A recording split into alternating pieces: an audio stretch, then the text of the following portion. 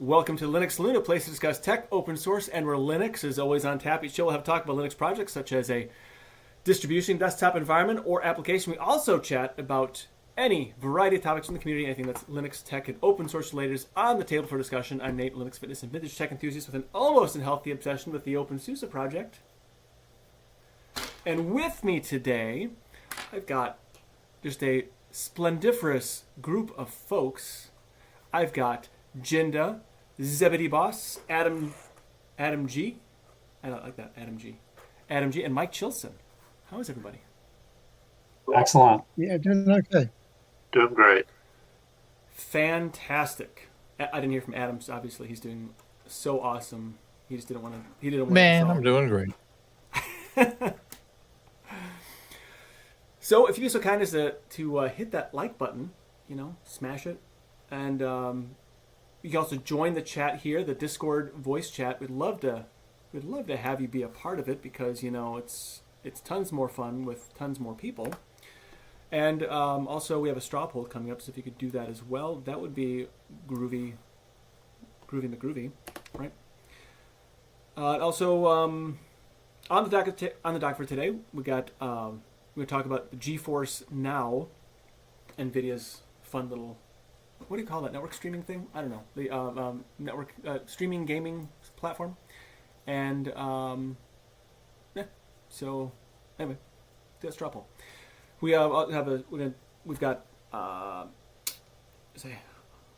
some news topics as well in there. So, yeah, it'll be great. It'll be tons of fun. So, and then if we run out of things to talk about, we'll just, shoot the proverbial breeze. So, anyway, at first, what have you been doing cool in Linux and tech? Does anybody have anything particular to share? They've been doing? MX Linux 25.1 KDE. Yeah. Everything works a little better. What do you mean? What do you mean by that? Let's see. The sound works better. I had less problems with the sound. I only had to change one thing in the Pipewriter settings to get the sound to work.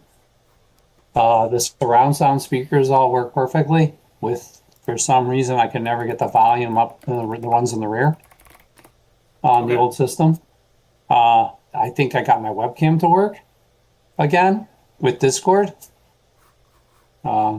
It looks like it's working. That doesn't mean it comes through on YouTube. I've noticed sometimes I'll have to check and see if it comes through green again like I did last time. But everything seems to work better. I think XFCE is finally dropping their compositor and switching over to a new one to get Wayland to actually work. Oh, yeah? Which, yeah, I think it's going to take them probably 2 or 3 years probably to get that to happen, right? Nothing against XFCE. What was that? What's that, Seb? I'm just saying, thank goodness for that. We've got to have something on X11 to keep my systems running properly. Yeah. It seems like they're finally going to switch the compositor. They're dropping whatever they have, and they're going to make another one to work with Windows, with Wayland, rather. Windows. You said Windows. Uh-oh. Yeah, I thought Windows Compositor I keep thinking of. Right. It's stuck in my fat head. Yeah, I don't know. I mean, this is KDE. I dumped it on a small hard drive. I ran a new script in it to remove software and install software.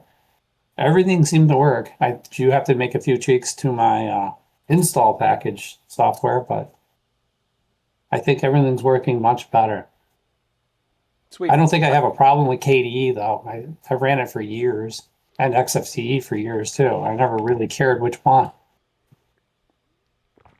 I do have to say, I think of all the XFCE versions, or presentations, I think that MX probably does it best. I mean, I think OpenSUSE is pretty good, but I think overall, I think there's a little bit something, a little je ne sais quoi, as they'd say over there in Great Britain about it.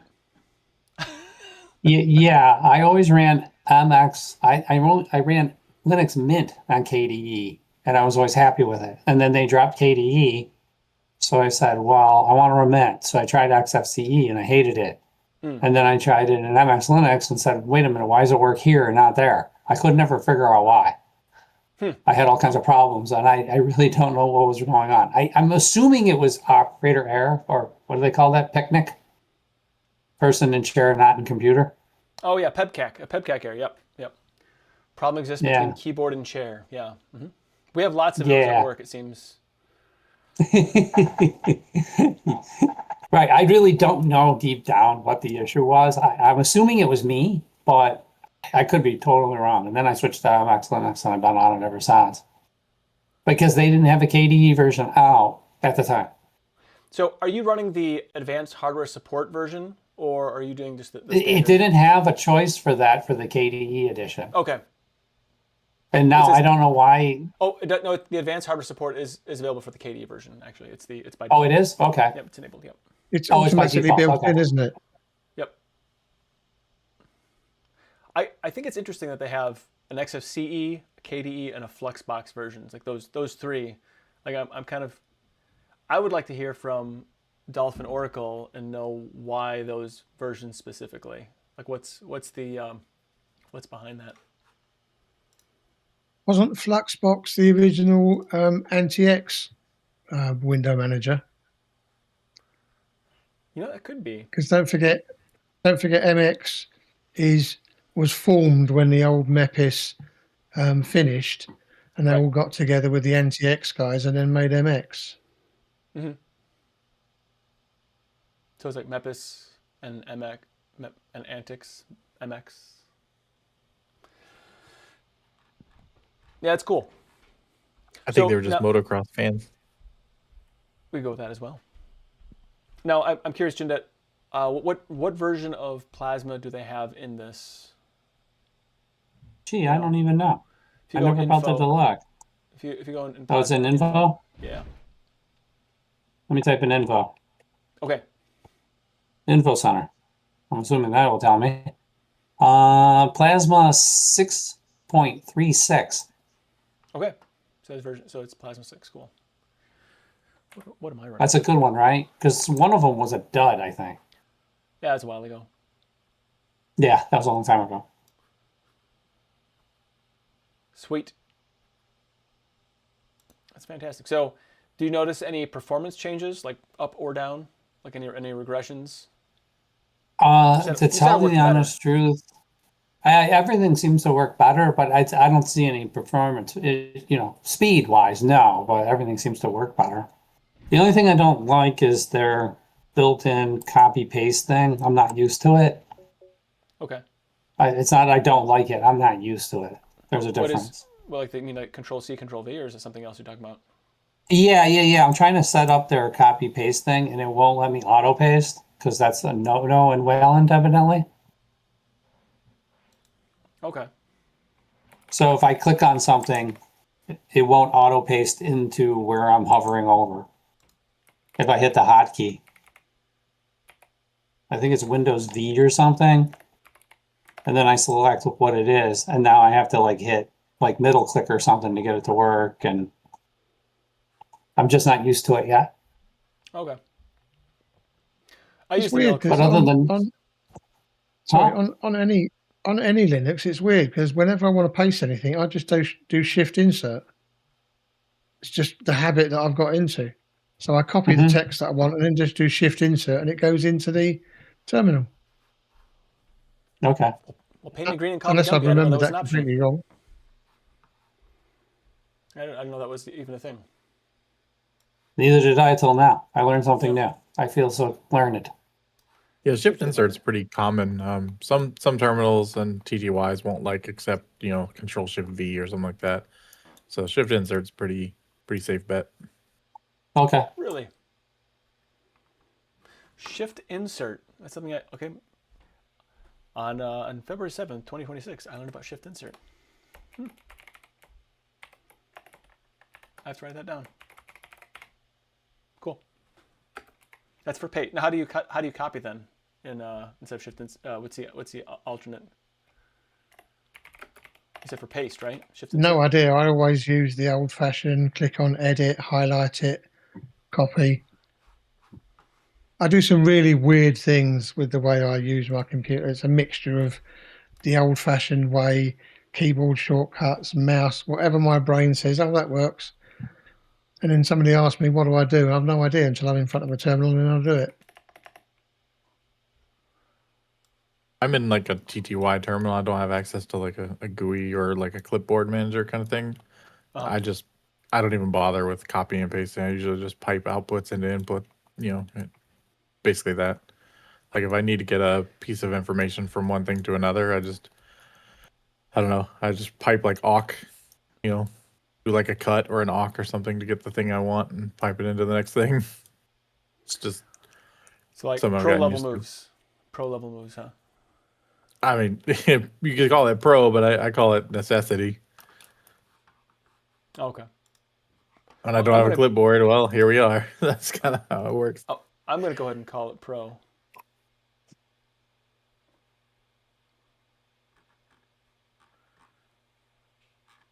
That's cool. Looking for something here. All right, got it. Well, groovy. If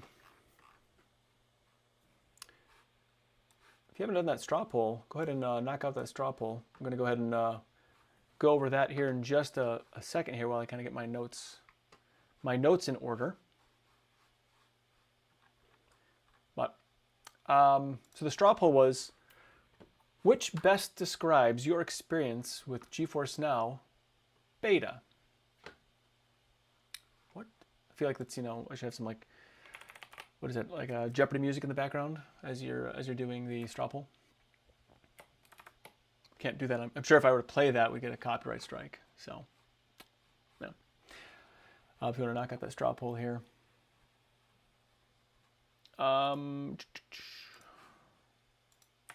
So Vince says that I don't have insert on my 75% keyboard. Really? What constitutes? It'll be a shift function or something. What constitutes a 75% Man, I'd be upset if I bought a keyboard and somebody took 25% of it from me. Well, what's 100% keyboard considered? Because I'm wondering. I think it's just like full-size keyboard, numpad, and all that, right? Okay. So if you have I'm just making no a joke about the idea that he got scammed on a 25% less keyboard. Because my keyboard, it's a split keyboard, so I can take my numpad and I can actually use it like a calculator. 8-bit do. I love these people. So because mine has would be 100%, like would have the full numpad, but it's got the inverted T, and then above that's got the the insert home page up, delete end page down above that. Mm-hmm. So if you don't have the number pad, what would that be, like an 80% keyboard? It depends. Yeah. All right. Yeah, like depends on the other keys you have. Not so much the lack of the numpad, although I guess the lack of numpad's like an 80-85% maybe if you would just take that away. Okay. It's absurd. I usually just call that 10 keyless. I don't know like what the percentage is. 10 keyless, yeah. That might be the old term for it now. I don't know. Everybody's doing the percentages now. I find though that with people and their keyboard percentages, it always reminds me of hard disk drives. And is it a gigabyte? Is it 1024 megabyte or 1000 megabyte? Is it a gigabyte? So it depends on. Yeah. Yeah, because a gigabyte, according to a hard disk manufacturer, is 1000 megabytes. But we all know it's 1024. So somebody's 85% keyboard might be different and smaller than somebody's 75% keyboard. It's just really weird. They throw these arbitrary numbers out there, and it's just bizarre how many different variations of 75% you can get. Right. Yeah, the silliness with the hard drives is like we use the term gigabyte when gigabyte is technically 1,000 megabytes, and what we refer to in common parlance as a gigabyte is technically a gigabyte, and that's what the manufacturers like. Yeah, it's unnecessarily complex. Like it's kind of silly, but everyone says gigabyte, and we know 1024, right? But I guess technically that's not the word, and that's how they kind of get away with saying it's how much it is, but it's not, right? I had interesting experience with a keyboard this week. One of my sisters asked me to come over and help her set some stuff up, and they had purchased a Logitech K650. Have any of you ever used that keyboard? Well, just let me tell you, don't, okay? It's got some of the most bizarre mappings on it I've ever seen. Like where the insert key is, by default, that's a language key. Okay? Where the print screen key is, that's no longer there. It's like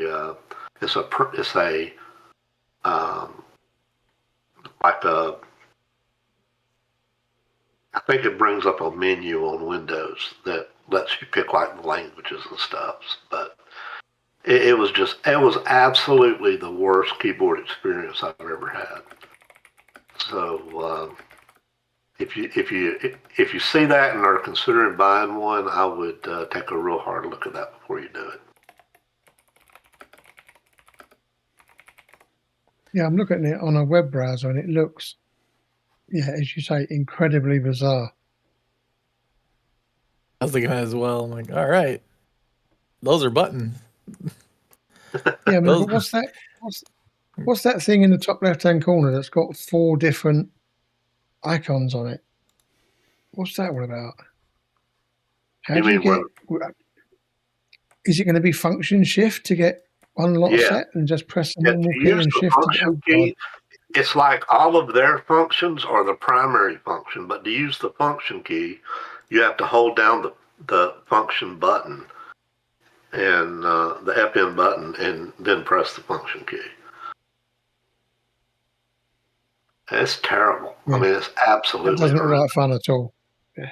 You said it's a K650, right? Yeah. Yeah. Yeah, Logitech K650. They have a function lock on the escape key, so. I know. If you hold down function and hit escape, now it'll default to the F keys instead of the function keys. Only if you have the Windows program. I went and did some research on it. Okay.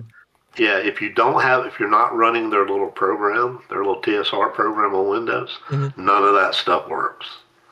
So don't even think about it for Linux.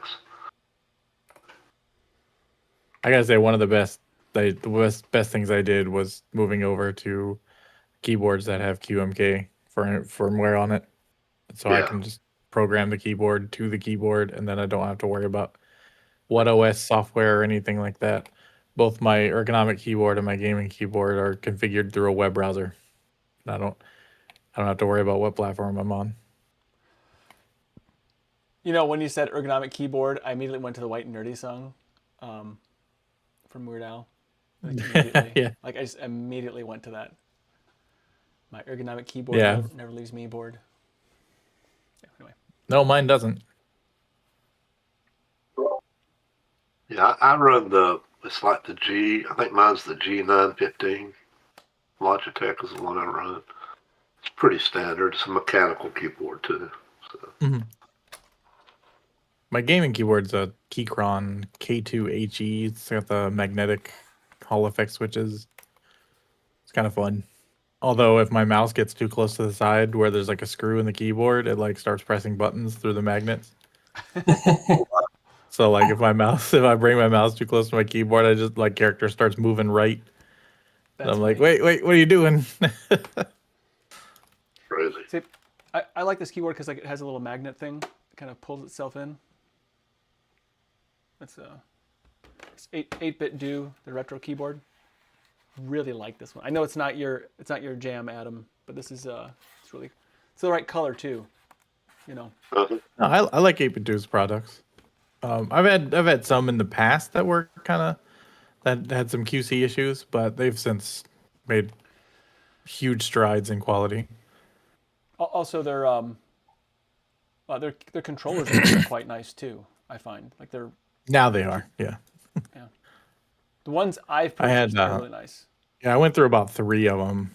One of them had a trigger that failed. The other 2 had stick drift within a couple months. Oh wow. But that was like 4 or 5 years ago now, and so they've since fixed a lot of their QC issues.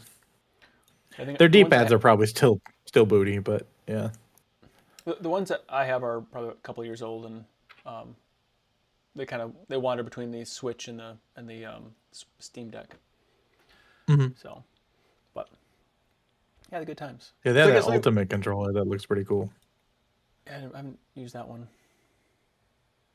I feel like there's some people that the people who are designing things for 8-bit do. I feel like they really have a thing for tech. Like there's you can tell there's some passion there. It's not just driven by a boring executive series of Right. executives. It's not designed by No. committee. Yeah. No, it's not. So you can tell there's something cool is going on there.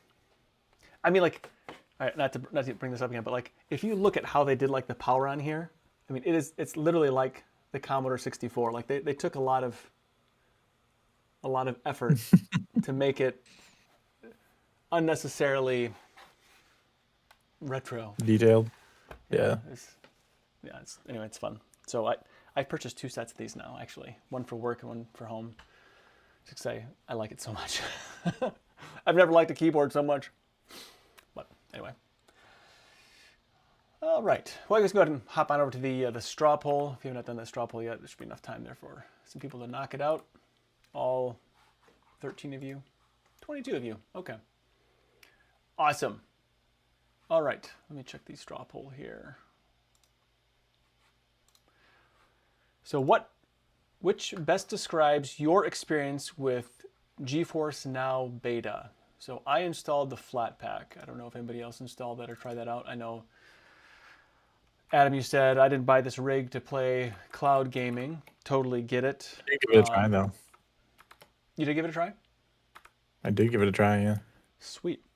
So I installed it on 3 different machines. But I'll get to that later. So in first place, with 1/3 of the votes, Tux Penguin. So congratulations, Tux. And then in second place, at 22%, not interested in this exploration. In third, didn't have enough time. Busy, actually it's tied for second, technically. I got 10% of the votes said, it's amazing, and then I got an other. So some comments here. Other says, I have used GeForce in the past, and the fact that it's coming to Linux is nice. However, until you get down to the fine print, the provision of the RTX 4080 or higher is at the highest price point, and that monthly cost will only go up. They now have also announced that a lower price point, so you'll have to watch adverts unless you pay more. Get you nicely hooked onto their ecosystem and then start adding criteria that was not there in the beginning, much like Amazon Prime, and then now you have to pay extra to see things ad-free. Also, what happens to your game saves when you decide to leave GeForce Now? They allow you to take those games, save files, or they're simply wiped when you leave them. These are all things to consider when signing up. I think that's a fair point.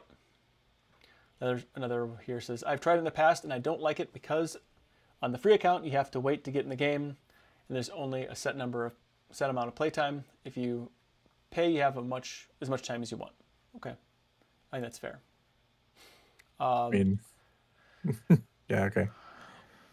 Yeah, I mean you got to pay for it somehow, right? So servers Right, run yeah. electricity, and electricity isn't free. Right. There's Complaining about the free tier is kind of silly in my Yeah. book, but yeah. So there's a lot of coal miners out there that need to make money too. So that said, I guess, yeah. I mean, I thought it was. Here's why I think it's great. Okay, I would not call myself a great, much of a gamer really. Like I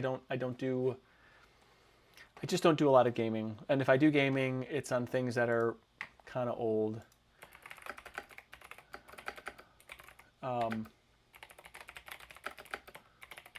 So I guess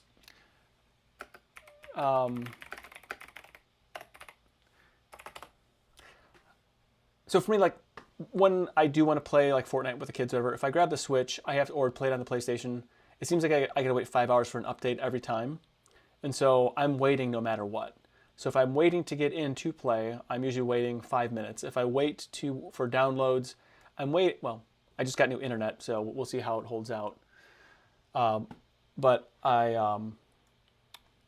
only have to wait 5 minutes or whatever. It's like I had to wait. It was like number 36 in line, like today or yesterday when I was playing. And so it's like, that's not a big deal, really. I mean, kind of what I'm getting at for that.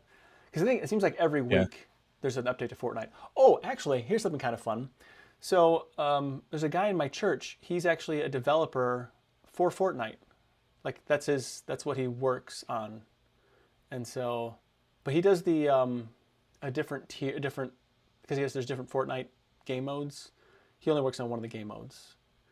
It's one that it's like a cooperative one, I guess, where you have to fight like zombies and hordes, I guess. Anyway, I thought it was kind of cool. So when are we getting the cubicle in? What's that? I'm sorry, say again. So when are we getting the cubicle Nate skin? Because I'm sure he could build you one now that you know him. Yeah, that'd be like the least popular skin, or that might be one of the zombie hordes would actually be the cubicle Nate. That's what probably be. Yeah, Nate running around the whole battlefield with Open SUSE on his t-shirt. Yeah, like running around. Run Open SUSE. Yeah. All right, so I guess we're just going to get into the GeForce Now topic. So, I guess real quick, let me just write down the time here real quick. GeForce Now is NVIDIA's powerhouse cloud gaming service that lets you stream AAA PC games from their beastie RTX servers. And I guess they have up to 5090 straight to your Linux desktop, laptop, or any device without needing high-end GPU locally. So you can link your Steam, Epic, Ubisoft, or GOG libraries, and it becomes titles like titles like Cyberpunk 2077 or Fortnite at buttery resolutions of up to 5K and 120 FPS, but that's obviously at the paid tiers, or 1080p 360 FPS, which I don't know how would you even get that through an internet connection? I don't know. So with full RTX bells, DLSS, ray tracing, reflex. What's DLSS? I didn't look that up. Deep learning super sampling. It's their upscaler. Oh, okay. Okay, they range for free. So the 1 hour sessions for free at 1080p 60 FPS to performance, 1440 at 120 FPS for priority access, and ultimate with 4K 120 FPS, and then for 8-hour marathons. The big news for the Linux folks is there's now a native app beta that dropped on January 29th. And so if you're running, Ubuntu 24.04, which is officially supported, or with Flatpak. So for those of you running pretty much any other Linux that supports Flatpak, you can use that. You can grab it from NVIDIA's site, or actually it's on FlatHub now, although it says not on FlatHub yet, but it is. So no more browser hacks. It works great with Wayland, and none of the NVIDIA weirdness with Wayland this way. So the perfect stream opener, so we can talk about it from there. I know, Adam, you said you tried it out. So you don't pay for it though, right? You just did the free tier? No, I did the free tier. Okay, yeah. I think that was more representative of what people were going to be trying. Yep, okay. I don't think I played it. Obviously, I didn't play an hour because I didn't get to the hour mark. But anyway, go ahead. I'm sorry. Yeah, it was. I definitely feel like the paid tier would be a much better. I think the diminishing returns are not as harsh when it comes to that. So like if you were to pay just for like the performance tier and not even necessarily the ultimate tier, you would definitely be getting a better experience. And I'll get to those caveats in a moment, but like lower latency because the hardware performance is better, right? So higher frame rates, lower latency. From what I gather, there's some network prioritization there so that you'll probably get a lower latency in terms of the actual stream on the performance and ultimate tiers. You also have to pay for the tiers to get access to NVIDIA's Reflex technology, which is a way of prioritizing input in the render pipeline. I'm not going to get in the weeds on it, but basically it's to lower latency on input, right? Okay. And so you only get access to that in the paid versions. The free tier doesn't have access to Reflex. That being said, I think if you were to play with a gamepad, like a controller, I don't think it would be that bad in terms of latency on the free tier. I don't think it's that bad. Mouse and keyboard, depending on how far away you are from the endpoint, it could be a little jelly. When I played GeForce Now years ago, and when I lived in Atlanta, I was pretty close to the endpoint, like under 30 miles, and so I had a pretty good experience. Here where I'm living now, I think I'm a good bit further away from the endpoint than I was before. So definitely a little more latency, but I think it's playable. I just think that if you're going to do the free tier, mouse and keyboard might be a bit of an ask. But there's sort of a kind of added on thing that I was thinking about when I was thinking about this. I'm like, okay, who is the higher tier for, in the sense, like, I understand that it's a streaming service that, like, instead of buying a whole big gaming PC or whatever, right? But then the benefits of the higher tiers largely come to higher resolutions and frame rates, as well as access to G-Sync pass-through and other stuff that they have. But that kind of means that you're going to have a high resolution, high refresh monitor with G-Sync already. And the likelihood of having that and not an associated gaming PC seems kind of weird. Like, I know you could just go buy a monitor and you could just go buy a nice peripherals and not the whole PC, and that would be significantly cheaper than buying a whole PC. But it seems like this is kind of a thing that you would want either to not buy a PC because maybe you don't play games all that often, I guess. But then the higher tier doesn't really appeal to someone who doesn't play all that often. But I feel like if you're in the market for those kind of peripherals, you probably already have. Like, I'm not saying there's nobody. I'm not saying there's zero people this fits. It just seems like the market would be pretty small for people who have gaming peripherals, but not the gaming PC. So here's just an argument. I'm just making conversation here, but I have my primary machine is a framework laptop 13. So it's Right. I'm a digital nomad, as it were, a lot. And this doesn't have a particularly beefy, GPU in it. And although Fortnite wouldn't be that demanding, but it seems like, I could, where'd it go? Okay, when my kids took it. Normally I have a little PlayStation controller here. So I could just use that PlayStation controller and play games, whatever, as I felt like it, for an hour, or I guess if you went with a performance tier at $10 a month, that seems a little bit pricey for the amount that I would play. But it seems like, And that's someone doesn't, that's kind of my point, right? right. So I feel like, I think what you're saying, I get what you're saying, because like if you spend the money for a powerful rig like you have, you're not going to want to spend $20 a month for 240 FPS for using somebody else's I'm not even computer. referring to the rig. I'm referring to like the monitor, keyboard, mouse, like the gaming peripheral, everything but the rig, like the box itself, right? Yeah. Like you would go out and spend, a few $100s on like a G-Sync compatible gaming monitor, high refresh, high resolution, gaming keyboard and mouse, so you get good latency and good performance and all that, just for streaming. Like it doesn't seem like, it seems like you're almost all the way there to just getting like even a used gaming PC for less. Like that's kind of what my point is. I understand the service has an appeal inherently, but I think like the higher tiers seem like a hard sell, given that to take advantage of them, you already have to have very specialized gaming peripherals and display.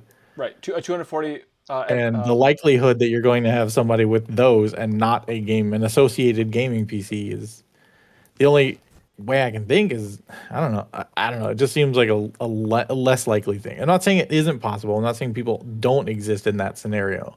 I'm not talking about edge cases here. I'm just saying like it just seems like an unlikely pairing. Yeah, I think right. you might find there's a few more people around now that these really top high-end graphics cards are costing like south of £2,000. Yeah, so take my scenario. I've got a decent PC. I had my monitor bought 7 years ago, or however long ago it was, when I had my Threadripper and 2080 Ti, and now I want top tier gaming. Yeah. So do I add a £2,000 monitor, Right. or do I spend £200 a year? I'd have to then spend that for the next 10 years to get the cost of the latest gaming monitor, or the latest gaming graphics card. Right. You So would there already are going to have be the older peripherals, right? The existing gaming peripherals, but not the brand new machine. Totally get that. Yeah. Yeah, so as I say, you're looking to upgrade, and you're thinking, oh, do I really want to spend, £1,800 on or even £1,500 on a monitor? So not a monitor, on a graphics card that's going to be out of date in 3 years' time, or should I just rent this box? But it really does depend on what type of game you play, what's the latency, how good of an internet connection have you got? Is it even Because you're not going to available be on able GeForce to, you're now? not going to be able to play this on an 80 down, 10 meg up. You're gonna need at least a gigabyte connection to get this to work properly, I would have thought. Yeah, I would think. Yeah, and even is the game you play available on GeForce Now? Because it's not every game in your Steam. You're not just renting a straight PC. The GeForce Now boxes only have access to certain games, a good number of games, Yeah, but but certain games, right? I'm pretty sure Nate just said you can link your Steam account to it, so therefore you'll be able to play any game on your Steam account. Is that right, Nate? No, that you can link your Steam account, but not all the games are available. So the way GeForce Now works is that you are renting the PC to play a set of titles that they have available on their service, and you link your account, so you have a limited number of games, but you don't get the games with the service. You have to already own those games. And so by linking your Steam, GOG, Epic, whatever they support, by linking those accounts to GeForce Now, you have access to the library, but only the subset of titles that GeForce Now has access to. So you'd have to check your game is on that list before you even looked at it. Correct, yeah. You'd have to make sure your game is supported on GeForce Now, and if it is, then you're good. If it's not, it doesn't matter how much you link. As far as I know, you cannot play the games that are not on their list.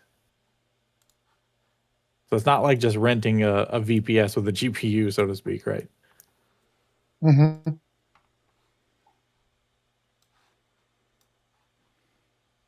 just trying to look up how many games are actually available. Said it's like 2,000 plus in the free and supposed to be 4,000 plus on the paid. Yeah, I mean, it'd be like I said, sizable library, but if you play esoteric stuff, right? They did when they released the Linux client. They did also improve support for like flight sim controls and stuff. So that's also kind of neat that they've been working on that.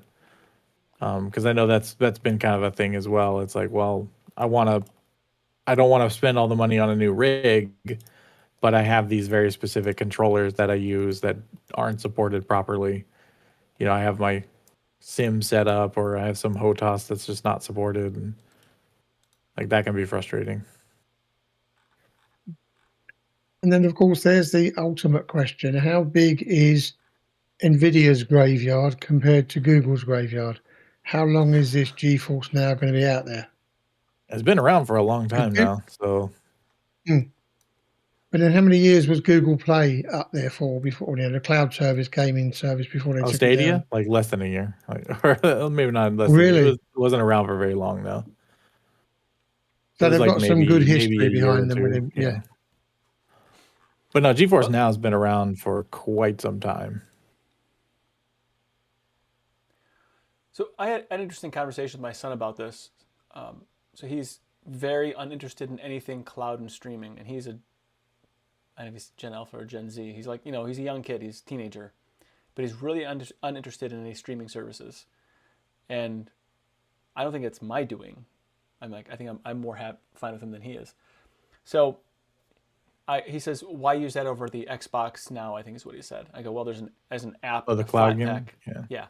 So there's an application, a Flatpak I can just use. And he says to me, he goes, I dislike NVIDIA more than Microsoft, so I'm going to use Microsoft's.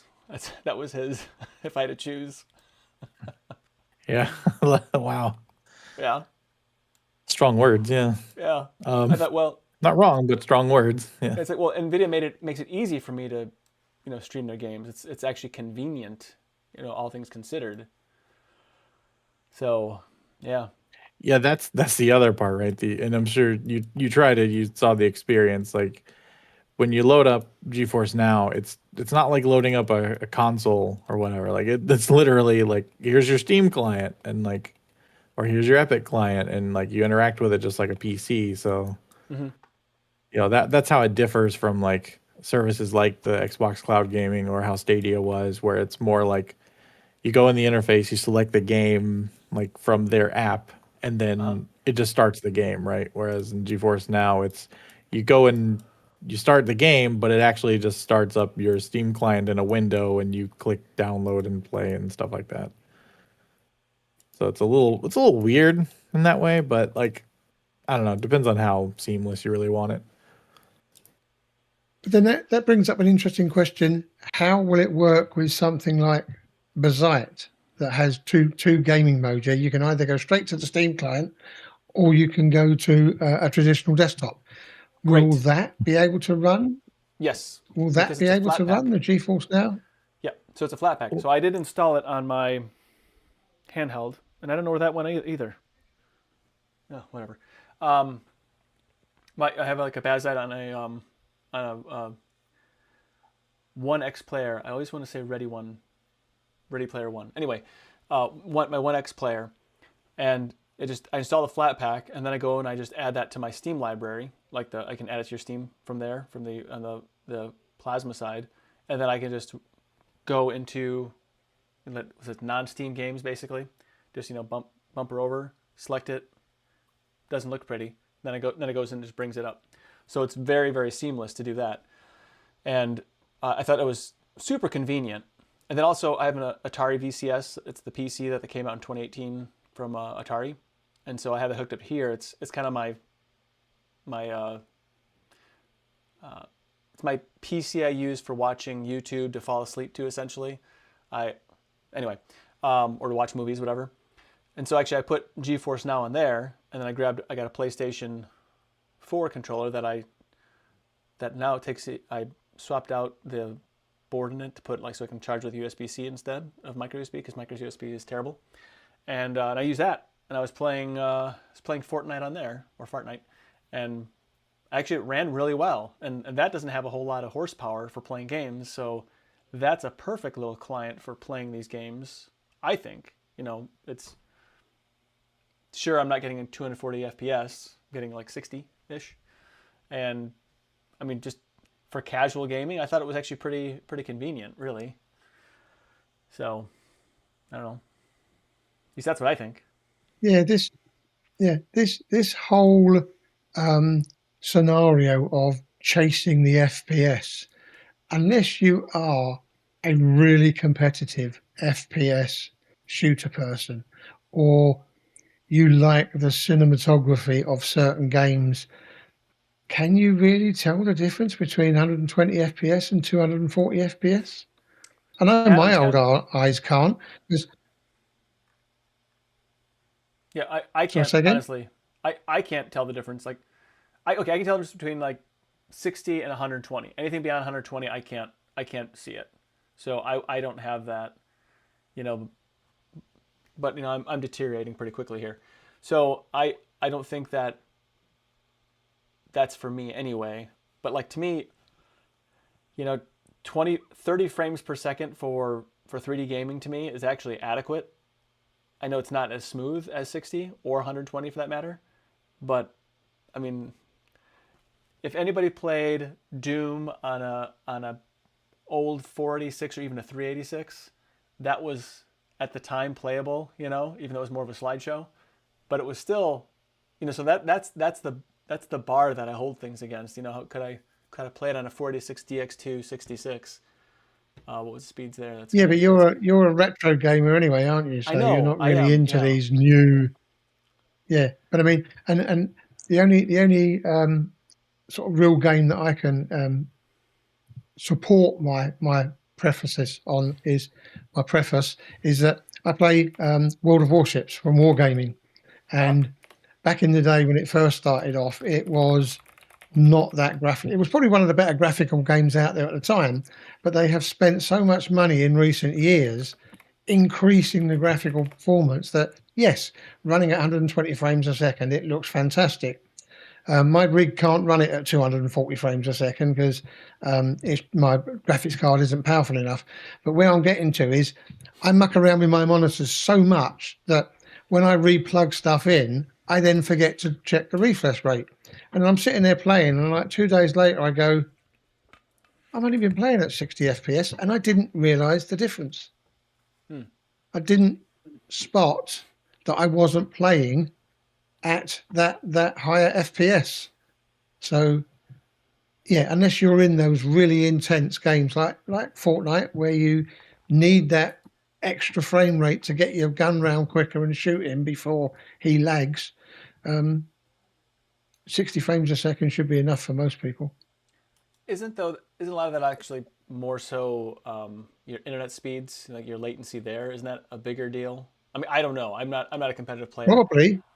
I just play games to have fun with my kids, and I don't really care outside of that.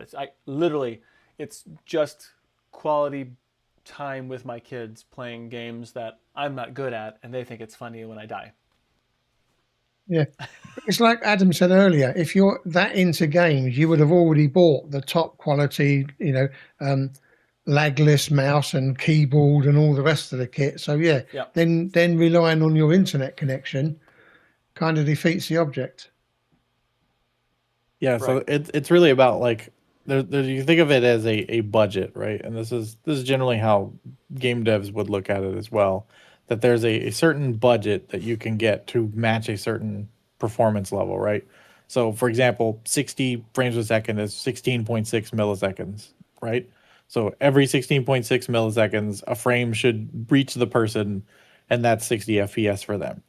So within that 60 milliseconds, you have to fit all of the stuff, the rendering, the input, and all of that, just in like the render budget. But then you have additional things, right? So like your display might have a certain response time that adds milliseconds to it.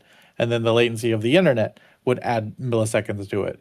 And so the idea is that if you have a higher performance monitor, so higher refresh rate, and you have a higher performance box on GeForce Now that pumps out higher frame rates, a frame rate is a certain render budget of milliseconds. So 60 is 16.6, and then you go to like 120 and you're looking at like 4 milliseconds and stuff, right? So you're looking at like the higher the frame rate, the less time each frame has to render, and so the latency overall is less. So if you can't do anything about the display latency and you can't do anything about the internet latency or your peripherals themselves, then by running at a higher frame rate, assuming your display's running a higher frame rate as well, then you're actually reducing that latency just having that higher performance. So while 30 might be serviceable for certain games, the latency of 30 is significantly higher than that of 60, which is significantly higher than that of 120 and 165 and 240 and all of that. Even if you can't see the difference, there is a difference there. And that when you start adding on these extra things like slower mice and keyboards, maybe a slower refresh display, those sorts of things, you add on to that. And then now with streaming, you're adding on that internet latency as well. So even if your network latency isn't great, if you can improve the performance on the back end and with your display and peripherals, you've at least reduced that overall latency cost, even if you can't do anything about the streaming on the internet. Yeah, it makes sense. So in a nutshell, it's like I guess for Jinda and I who've been in engineering, it's like stacked tolerances. When you start stacking your tolerances and the amount of out of tolerance something can be when you stack them all up, it's got to be the limit of what you can tolerate for being out of spec. So similar in situations, I guess, with this. So if I have a slow mouse or a slow refresh rate monitor, and slow internet connection, all those things stack up which will ultimately Right. determine But the if you can quality of my reduce experience. one of Right. them, It makes a right? big So like difference. if your internet is what it is, you live where you are, your speed is what it is. That's just a nature of where you're geographically located. So you can't really do much about that. So you can change the things you can, right? Getting a higher refresh rate monitor and paying for the higher tier will get you higher frame rates, which will lower that input that render latency, which allows you to squeeze into a tighter tolerance of actual performance and how it feels and how you play. Right. And then also Brilliant. probably depending again on the game has a large impact too. So Right, and the peripherals themselves, right? That's why I mentioned the controller, because a controller isn't as precise and doesn't pull as fast as like a gaming mouse and keyboard will. And so moving with a controller, there's more latency to using a controller than a keyboard and mouse. So the tolerance between you moving the stick and pressing a button to the thing happening on screen is you have much more tolerance of that than you would a mouse and keyboard that you would absolutely feel like the jelly cursor and stuff like that to it, right? right. And so that also affects it as well, like what you're actually using to control the game and interact with the system. Well, since I'm terrible at a lot of these shooters, so I probably don't really notice the jelly as much. I just chalk it up to I'm not good with these little controllers. I mean, I think depending on where you're at, you might even feel it in the menus. I felt the menus were pretty decent. So I just got Starlink, and that works really, really well so far. Although it's not properly mounted and a high enough gust of wind, and I might lose it. So, it's because I'm not. It's snowy out. I'm not going to climb my antenna tower. Yeah, yeah. Put it up there. So it's fine where it sits right now. All right. Anyway, I did notice it was. I mean, it didn't seem like it was. The latency was terrible. I mean, I did notice like when first getting into a game, like it was a little pixely, initially, and then it kind of cleared up, and then it was good. And then, but I didn't really notice anything. I don't know what caused that. Maybe it was just a blip in the network or whatever. But and I got speeds of around 140 megabits per second, which I know that's not like Zeb speeds. He probably couldn't tolerate such a peasant level. I actually don't think the bandwidth is all that important. I think the most important thing to it is where you are located in reference to the endpoint you're connected to. Gotcha. So like because like all it is streaming video. Like you could stream video on like a 4G, old phone, right? Right. So like the bandwidth is not really that important, and so much as the latency that you have to the thing. So your distance from there, the quality of the network, not just at your house, but along the way, right? Like if you live in an area that might have older cables, older lines, maybe weather stuff affects it, that kind of thing can affect it, right? But the actual bandwidth, if I can download at a gigabit, but I'm like half the world away from it, then it doesn't really matter that I have gigabit. I'm bazillion miles away from it. Yeah, and I get what you're saying. So it's like, I think the server I'm connecting to is Chicago, Illinois. I think that's the nearest one. But I mean, you're not that far, right? Right, but I'm also jumping out to space and back. So it's actually wherever the Starlink, like wherever it's shooting back down to, how far that is from wherever.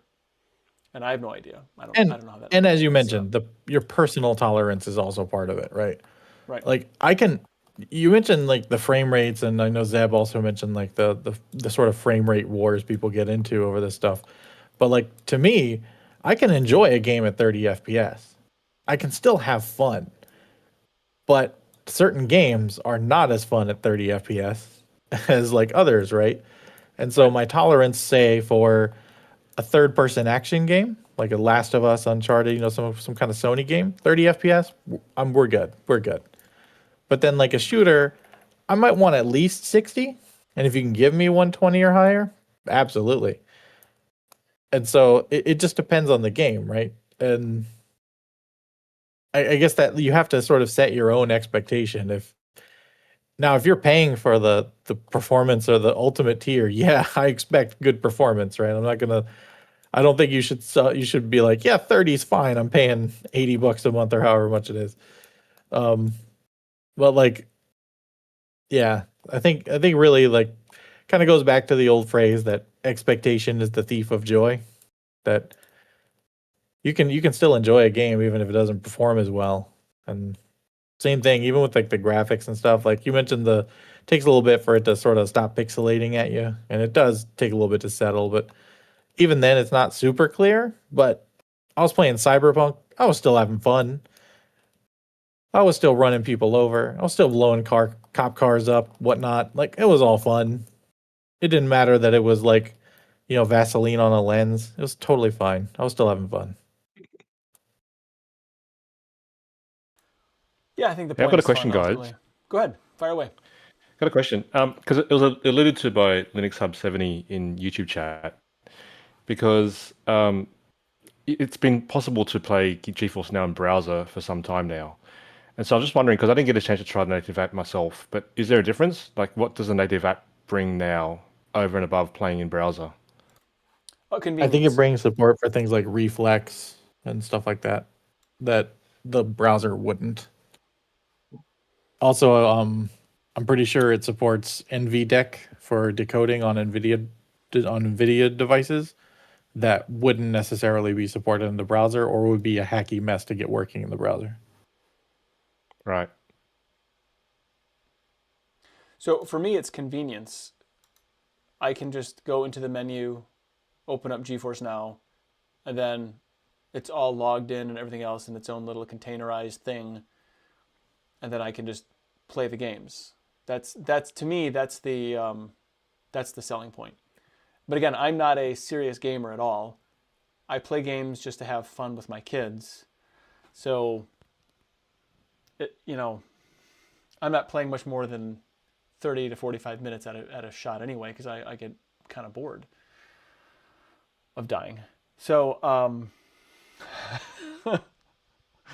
anyway, so I guess that to me, that's just that. That's it. Because I don't have to install the software. I don't have to do any of the additional legwork. It's because I'm not a serious gamer. I don't have a serious gaming rig. I'm playing on a laptop or on my TV with a 8-year-old AMD APU based system. So that's the reason why. And then Sean even says, he goes, 1080p at 60 FPS gaming is good enough for me. But Absolutely. Like, key as long as you're having fun, right? Yeah. It's just, to me, it's just about having fun. I mean, you can watch movies or you can do, whatever. I mean, if you're watching movies or playing games, I feel like it's still just an experience you're having with your kids, or for me with my kids. That's what matters. I played Elden Ring on PC and on PS5. I still had fun either way, even if it was a lower frame rate on the PS5. I played Silksong on the Switch too. Silksong on PC, still an amazing game. People can still have fun. You don't have to have a bazillion frames per second to have fun. And if you do, please touch grass. Well, this time of year I can't, so I have to touch snow. Is that a good option? Yes, that will be even better. Might wake them up a bit. For sure. But what I like about that whole topic, Nate, is it's given me an idea for our good friend Mr. Grubb to give us an hour-long instruction on how to correctly set up lossless scaling and all that sort of stuff. Because I don't know about you guys, but I've watched so many different videos from these people who put their stuff out on YouTube on the benefits of DLSS and FSR from AMD, but none of them actually tell you how to set your rig up to see whether or not you would benefit from it. They all talk about, oh, just do this and this and this and this, and they all rush through it, and they're all assuming that you understand what on earth you're doing. But no one says, right, on your computer, set your monitor to 1080p, then go into DLSS and set it to this, then go into the game and adjust.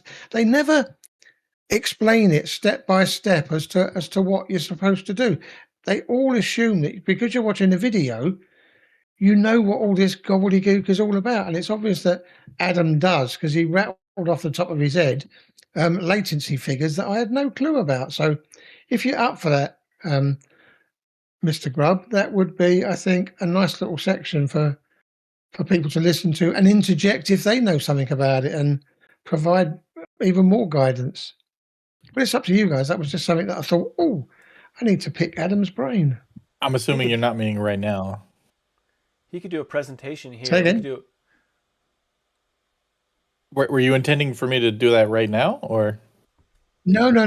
For a future show, a future episode, Okay. if Nate wants to bring it on, yeah. Yeah, we should absolutely do that. I'd be happy to We explain should that. have you demonstrate all that for us plebes or plebs, however you're supposed to say it. Leavey weeby. Last time I asked him that, he told me to just use Windows. Who told you that? Well, I think they can Adam. understand a little bit easier than you could, Vince. And I was just sparing Sure. the Yeah, embarrassment. okay. I can accept that. I can accept that. No. Wow. No, but he's not wrong though. That all of these settings, especially under Linux, is a bit of a minefield. Like there's a lot to it, and again, that's why I emphasize, like, man, it's okay if you're playing at 30 FPS on your handheld. It's okay if your APU hits 30 or 45 or whatever. It's totally fine as long as you're having fun. If you're not having fun, then you can do things, but just it ain't that big a deal. I mean, I'm more than happy to help people, but Linux with all these gaming things it's a mess. It's a combination of various third-party apps, specific versions of Proton or Wine, various environment variables and launch options you have to throw at it, and they vary between specific. Like Proton versions might have support for one thing or another. Your GPU manufacturer determines some of it. Yeah, it's a lot. So I'd be happy to go over that, but I will not be surprised if the entire audience is glazed over by about 5 minutes in.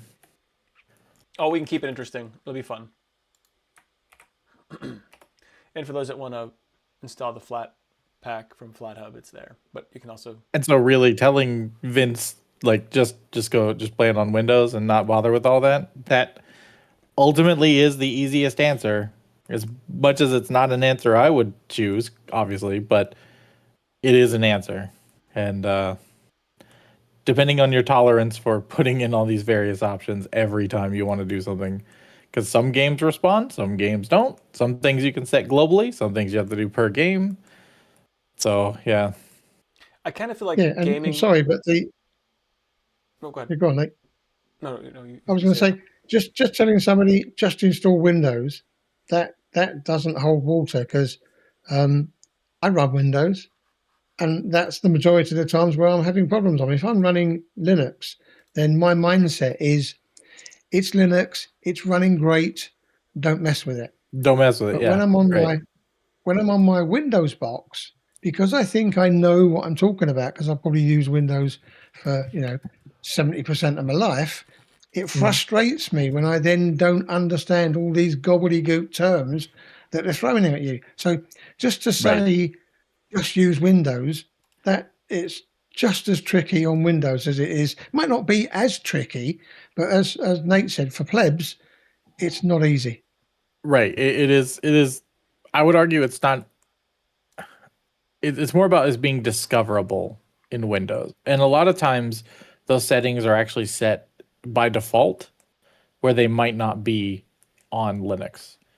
A lot of times, things like the Adrenaline software for AMD or the NVIDIA app over on NVIDIA will set all this stuff up for you. If you allow it to sort of optimize your game, it'll turn all that stuff on for you. it'll enable the upscaling and set everything properly. And similar to how you would interact with Linux, that's probably how I would imagine most people, and I would recommend most people on Windows do, is just let the software optimize. If you don't want to mess about, or you don't need to care about what setting is what, and it's all running great, fine. And now when it's not running great, that's, when you have to suddenly dig in. But that's no different on Linux either. Like, and sometimes on Linux, it's just sorry. Like so certain things just aren't going to work right. For example, Borderlands 4. If you turn on ray tracing in Borderlands 4 with an NVIDIA chip, at least last I checked, the ray tracing denoiser doesn't work properly, so everything looks like a grainy mess. Stuff like that. There's nothing you can do about that, right? That's just is what it is. And so sometimes, you can get around it, and sometimes you can't. But I'd be more than happy to like go over kind of what things are, how to set them up properly, various examples of certain games and caveats and stuff like that. Sure. Just give me time to prepare, I guess. That's the main thing. Yeah, we should. Adam, we'll talk like later, and we can kind of maybe orchestrate this out. I would love to do like a demonstration on that and have that be like a thing. So, actually, I will say what I was going to say earlier is it kind of feels like gaming in Linux right now, especially with the titles that are more or less pushing things graphically, are a little bit like how it was doing gaming on Windows PCs in the late 90s and early 2000s, where you're constantly tweaking and updating this or changing this out to get enough performance out of it. Yeah. So it's kind of fun that way, I guess. Maybe I'm wrong. Maybe just different knobs you're turning. That's all. Yeah. The knobs that you used to turn, you don't bother with anymore, and they just have a new set. So.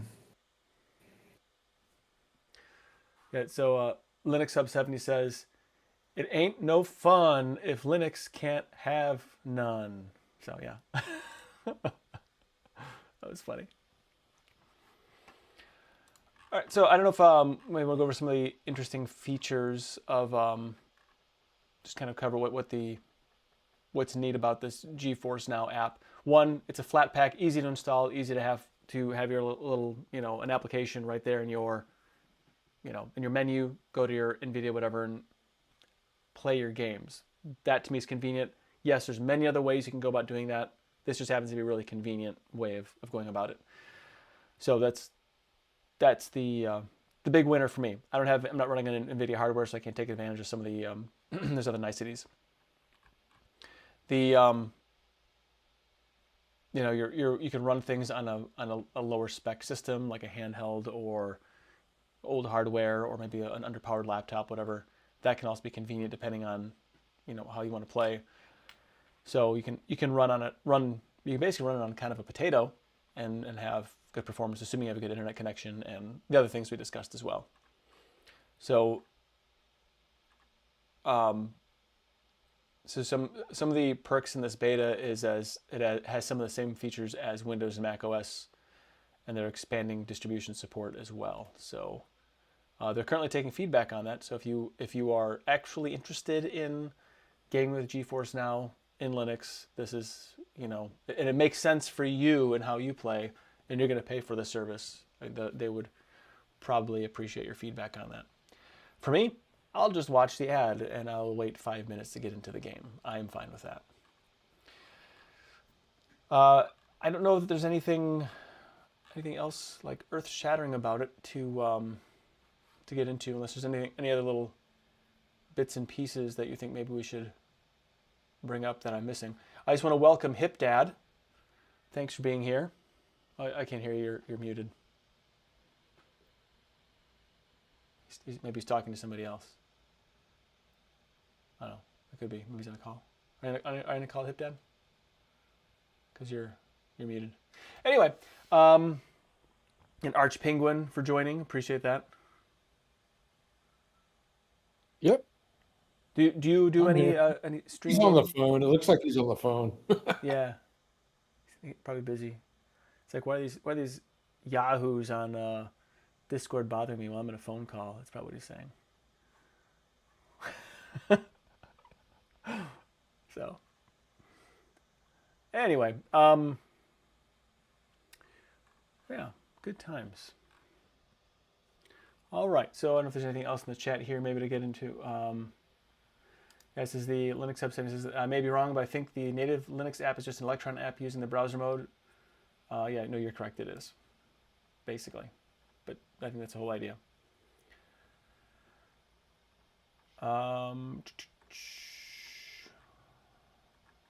Yeah, I think.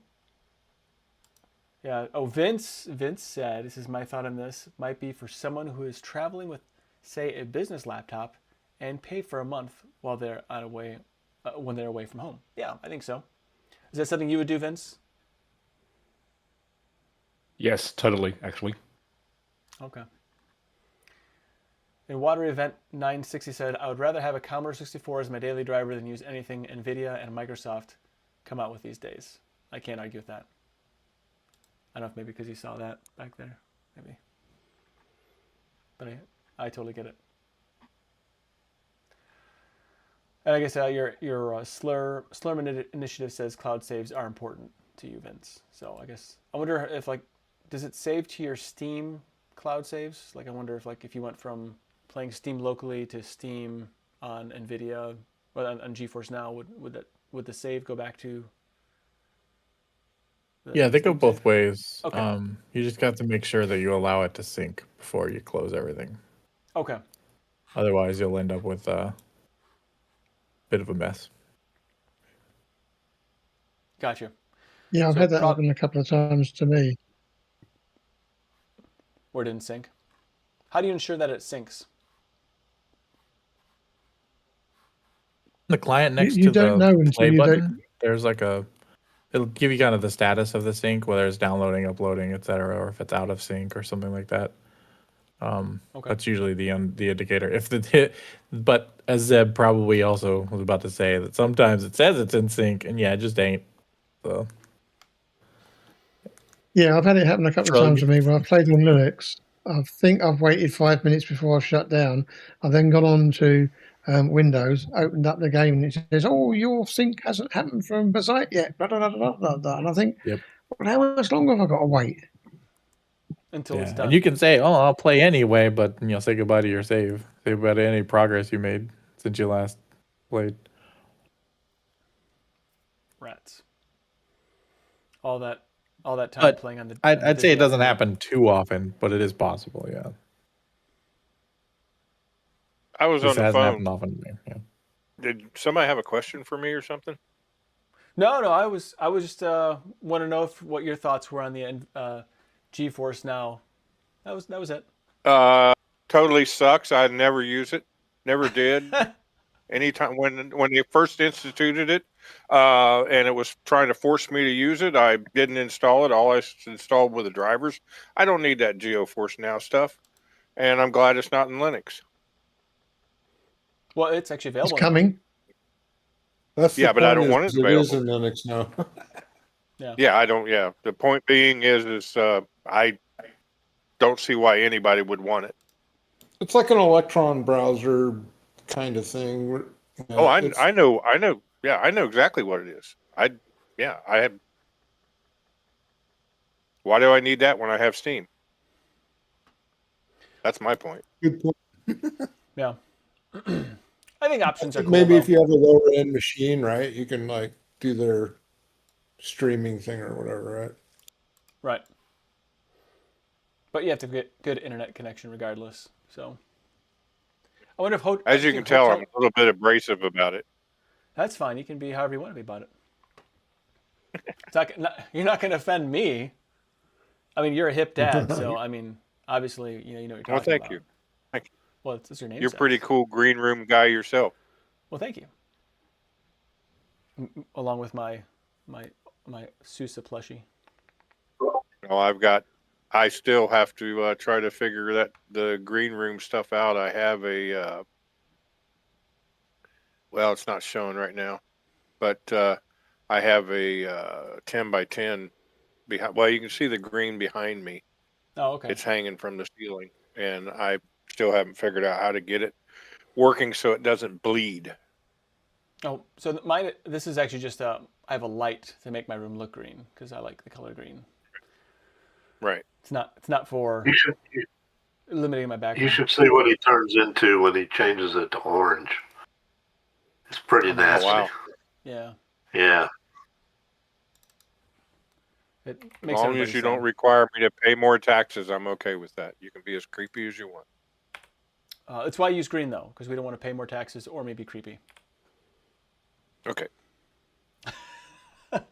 We all have to do it because we can't afford RAM, right? We have to play on our Chromebooks. That's right. Well, did you see where there was a little blurb about SSDs prices going to plummet? No, I didn't. Do you have an article on I that? saw that. See if you can find that. see here. I would love for you to share that with the class. All right, I want to hop into the housekeeping here real quick. Then we get into like other topics, more like free flowing sorts of things. So next week. Oh, next week is I didn't write it down. What is next week? Oh my gosh, I am so unprepared. Here. Let me check here. So next week is an open mic night. So anything you want to talk about goes. I don't know if Adam, if you think you might have something to present next week or not. We can talk about it later, but we can make that. I have no idea. No idea. We'll see. No rush. No, don't feel any pressure. This is all about just having fun. So. I found the article. It's if everybody wants to write this down. If you watch YouTube, do not endorse hardware report. It's an AI. It's just straight AI. I mean, the guy talking AI. It's just straight AI. So that's what's saying the SSD prices are collapsing back to 2019 levels fast. And I watched one of these earlier in the week, thinking it was a legit hardware report thing, and I was sitting there like, this dude's AI. I mean, it's real good AI, but this dude's AI. I was going to say, because everything indicates that SSD prices are going up. Right. That's why when I looked at it, when you had me search for it, all the other stuff I have in the search is about it going up. So yeah, it's a scam. Hardware report is nothing but a scam. Well, what can you do? AI slop. Yep. Yeah, the AI slap is kind of sad, I think. So if you have any suggestions for topics, whatever they might be, distribution suggestions, application suggestions, poll ideas, send them to suggestions@linuxsaloon.com or tag them in the Discord or Telegram groups if you'd like to do that as well. We can collect them and put them into our list of things. All right, and if you have any, let's see if I have any. Oops, and I'm really dropping the ball here. So I did get some feedback that I'd like to share, if that's all right. I like when people leave comments on shows. That's lots of fun. So I think it's Jahab. I don't know. It says MiniOS is like PuppyOS, runs in RAM, and you can take it with you and plug it in. So I thought that was kind of neat.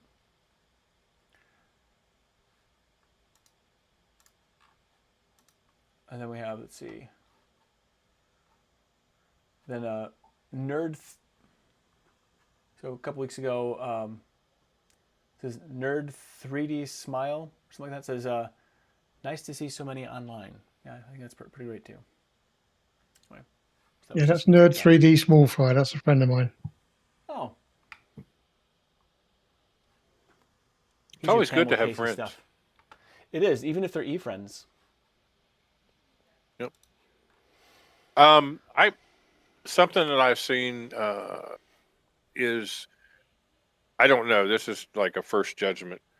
It looks like there's going to start being a push for more persistent USB operating systems where people can walk up to their old computers, slap a USB in, and run it without having to have Windows on their systems.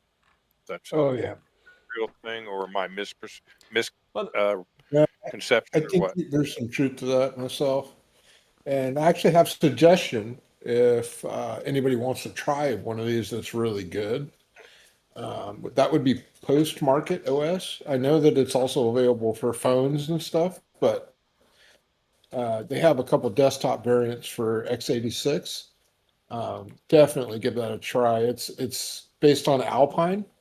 Um, really good. Like if you were to flash this directly onto NVMe in an enclosure, and which I did, it's really snappy.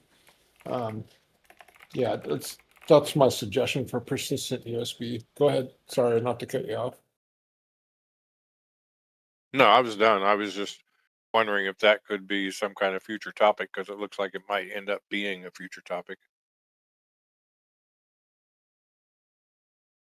Because I never did really quite understand the persistence, the rules that it has, et cetera, how it actually works.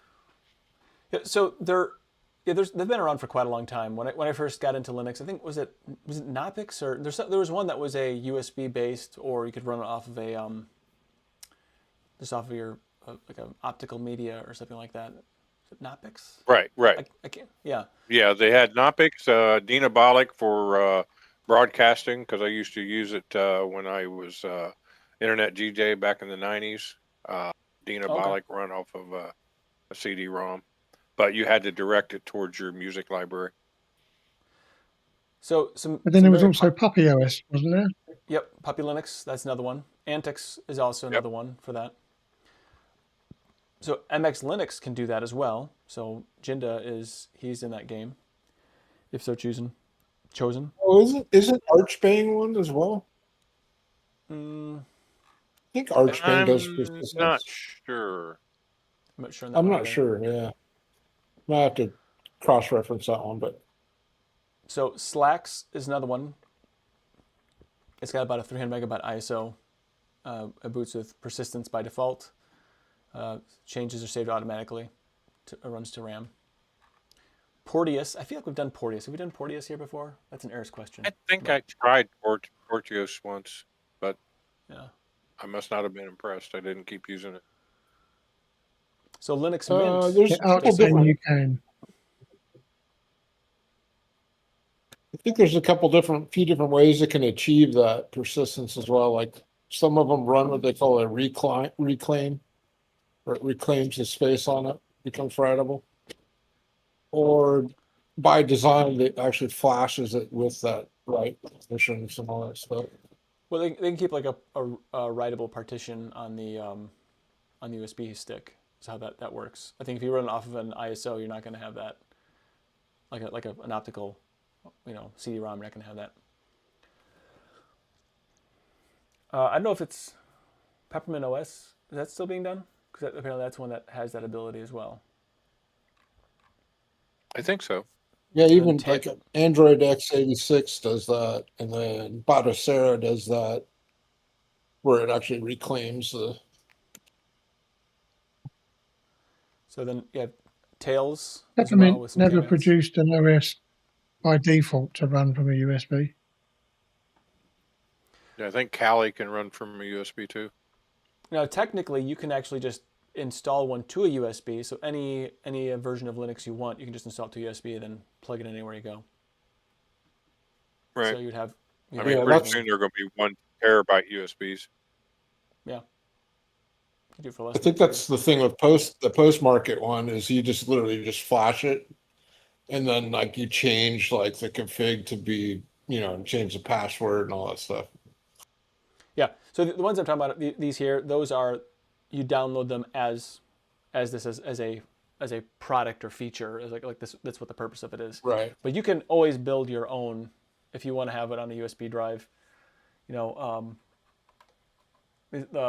SanDisk makes these little USB 3 drives. I think up to 512 gig. Oh yeah, no, you can Gpart it and partition it and install Linux on them. Just know that they will wear out pretty quickly, but so that could be a good subject for a future distribution exploration. Maybe trying some of those out. I don't know, just a thought. Is there some so hip dad? Is there some reason that like you're leading toward that? Or is just something you're thinking about? You're pondering. No, I just seen a comment about it, and I was curious because I run. I try different systems. I've got my main system is Arch Linux on Wayland Plasma, but I've got a one-piece Lenovo machine over here that I currently have MX Linux on, and I got another one that's in a monolith, and it's actually I don't know. I forget what I put on it. I change them so much sometimes because the monitor's dead, so I have to get a new monitor for that one. So, but yeah, I was kind of curious when I seen it. I was like, that'd be pretty cool to be able to just like if I have family member or a friend or whatever, and they're like, "Oh, I don't want that Linux, man. That's for hackers, man." It'd be cool to just plug it in and say, "Hey, here, have fun." Because they could just take it out and restart their system. That's all they'd have to do. I wouldn't have to stay there and babysit them. Well, for a lot of people that don't even notice at this point, since most of the stuff they do is just web-based anyway. Right. Oh yeah, my dad used Linux Mint for the last 10 years of his life before he passed away. So he's like, I go to the Chrome, it works great. Yeah, my dad used Linux like the last, because He wasn't a real tech head. Yeah, I'd help my dad a lot. I think from like 2000 to about 2006, he used Linux. He stopped using it in 2006 because he stopped living. But anyway, good times. So this is actually an article that I didn't get to last week that I thought was pretty cool. So I don't know if anyone here uses reads ebooks and it has like a local ebook manager, but there's something called Calibre, and I've used it in the past more when I was at a different stage of life. But from Linux IAC. So Calibre 9.0 is an ebook manager released with a new bookshelf view. So this popular open source ebook management tool was just released with notable visual refresh. The most visible change is its new bookshelf menu, which represents libraries as shelves lined with book spines instead of traditional list or grid. The layout can be toggled using a layout button in the bottom right corner of the main window, making it easy to switch between views depending on library size or personal preference. The ebook viewer also gains tighter integration with editing tools. A new edit book button allows users to jump directly into editing the currently open book when it's editable format, such as the EPUB, AZW3, or KEPUB. Is that a KDE version? I don't know, probably not. The edit opens up roughly the same location as the view, reducing friction between reading and editing. So I'm not sure why you would want that though, for writing your own book. So navigation within the viewer has been redefined as well. Users can now type a page number directly and jump to it rather than scrolling through a list of available pages. Exports of SVG images from the viewer has also been improved. Linux users get a platform-specific enhancement with momentum-based scrolling for the book list when using high-resolution scroll devices like touchpads, making library navigation smoother on modern hardware. In addition, several improvements to formatting and outputting are included. Text output can now replace images with their alt text, improving accessibility and readability. EPUB support has been extended to handle cover images in non-conformant open manga format files used by some Japanese publishers. EPUB 3 metadata handling has also been affixed for identifiers using HTTP URLs without expected prefix. And Kobo device users benefit from updated firmware support in the Kobo driver, along with a KEPUB output fix that improves rendering of the Tate Chu Yoko text on Kobo readers. That's a fun word to say. On the stability and performance side, GPU acceleration for Qt Web Engine is now disabled by default to avoid crashes on some older systems, with an option to enable it via the tweaks menu. Plus, Calibre shutdown time has been reduced by a couple of seconds, and multiple editor-related issues have been resolved, including false warnings and improved keyboard handling in reports. So finally, there's the release also updates several built-in news sources, including the Times, Literary Supplement, Private Eye, and the New Yorker. So that's actually quite a lot of stuff. It's actually something I should probably check out again, is Calibre. I haven't used it in a while. Been around for a while. Yeah, it's It works just like it used to. Perfectly. So I wonder if My default ebook reader. I wonder what version's available in the OpenSUSE repositories. 8.16.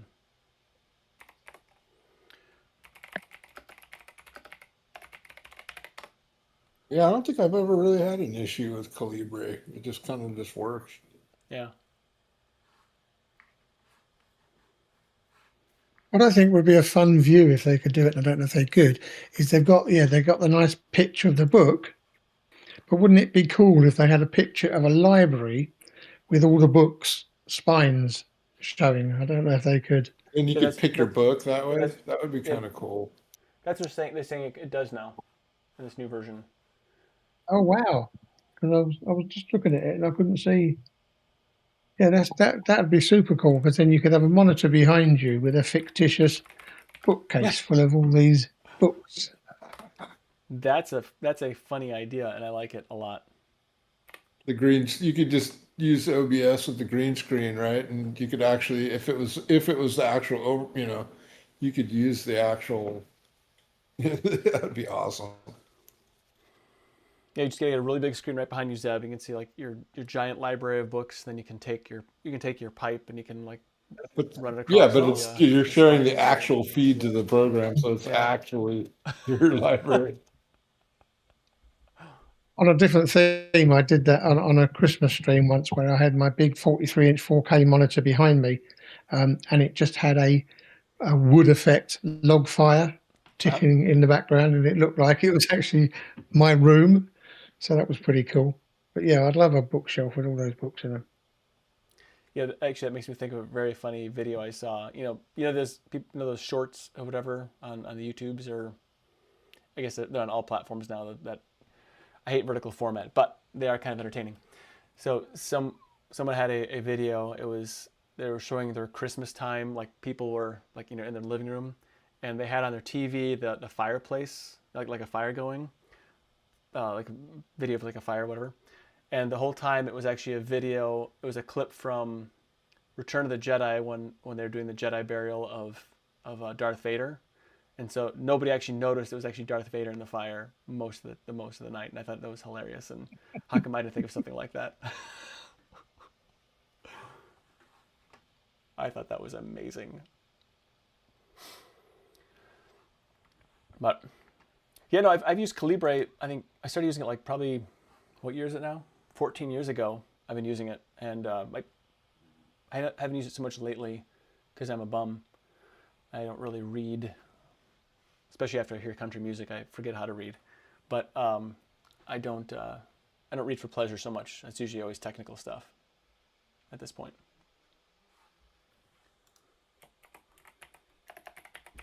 Yeah, most of mine are reference type of things. Yeah. Yeah. I'm typically reading documentation. So like at the end of the day, I don't feel like reading for pleasure. Like when I was in the army and you had to hurry up and wait, I read all the time because that's all you could do. So, yup. Did hang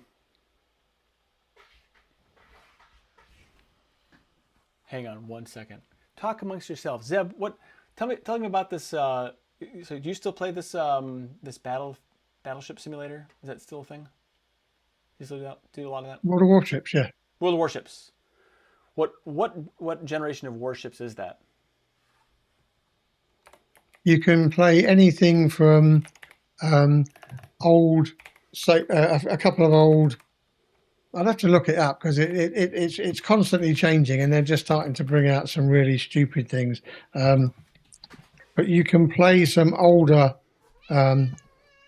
battleships, but they're only of the older of a certain era. There is a new ships game out where you can play the old galleons and all sorts of stuff. But World of Warships, I'm just having a look now on our website to see what year it's from. And now the question I have is, have you beaten Jay's 2 cents yet? Jay's 2 cents doesn't actually play World of Warships other than in his own training rooms with his own friends. Oh, he doesn't okay.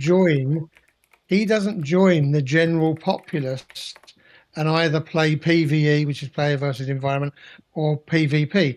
I've noticed that whenever he's streaming, he's always set up a training room, and there's so many players on one side, and there's 7, and they're all his friends. He doesn't join in with every. I know in Twitch he says, you know, I think he has, sometimes he'll have a lottery where somebody wins a number, then they're able to join. Yes, yeah. I mean, you can. He can send you, a message, and then you can get the password to his particular training room, and then you can join. Yeah, but he just doesn't join in the general, the normal melee that everybody else general is servers part of. where he would probably get wiped out. Yeah. Or can't say I blame him.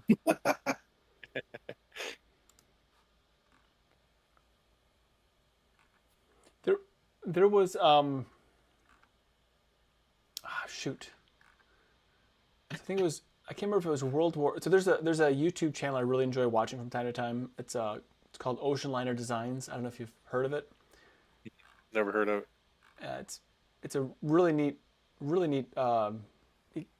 Basically, they're in the steam. Not the Victorian era, but the Edwardian era, I think is what it is, of the steamships. And he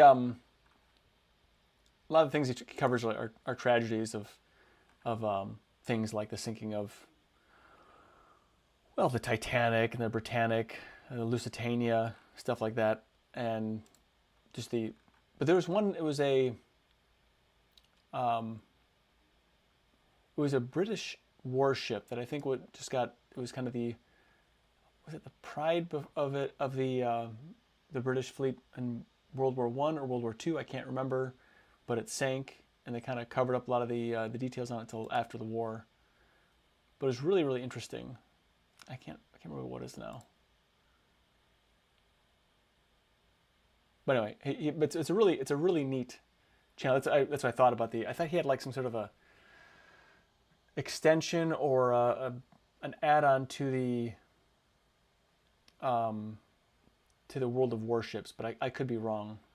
Like you could explore some things, but anyway. Yeah, World of Warships is the earliest 20th century to the 1950s.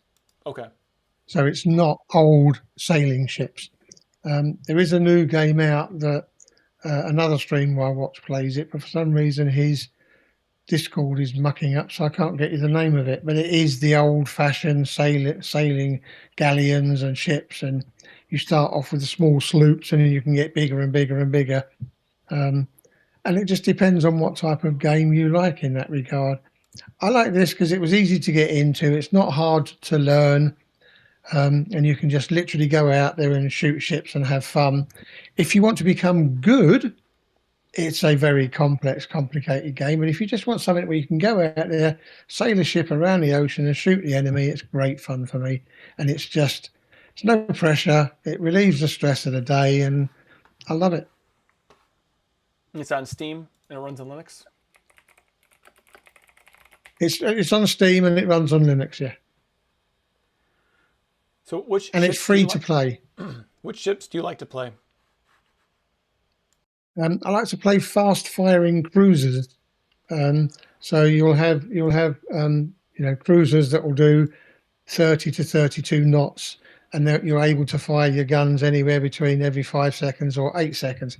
I mean, the battleships, you can only fire the guns every 30 seconds, but then you can fire, and it's not to scale, and it's not meant to be realistic. Wargaming talk about this, realistic battleships that they have, but at the end of the day, it's an arcade game. But you've got to work out the trajectory of shooting 20 kilometers on the horizon or 10 kilometers in front of you, and you've got to gauge the speed of the ship and all the rest of it.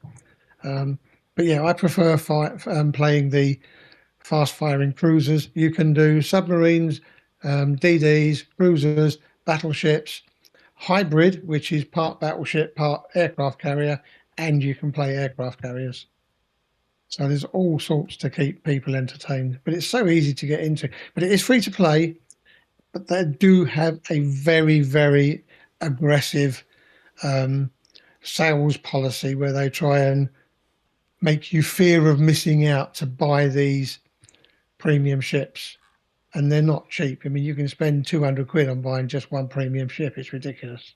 Can you get the Missouri, the USS Missouri battleship? You can, but that was one of the ships that is what they class as premium. Oh. It's not part of the normal game.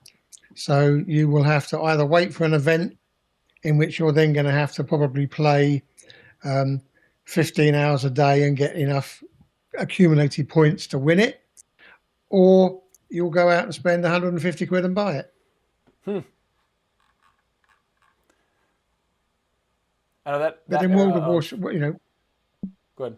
Wargaming did that with tanks anyway, years and years and years ago. So it's very, very aggressive. Spend your money here, please.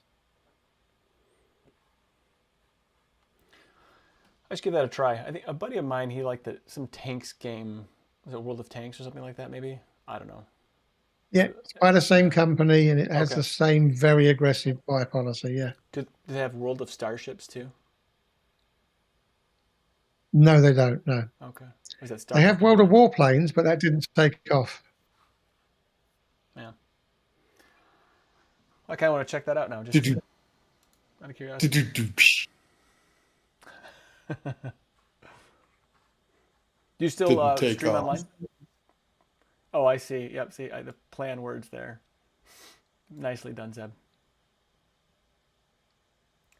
Do you stream online still, the game? Because I haven't seen you come up in my feed at all.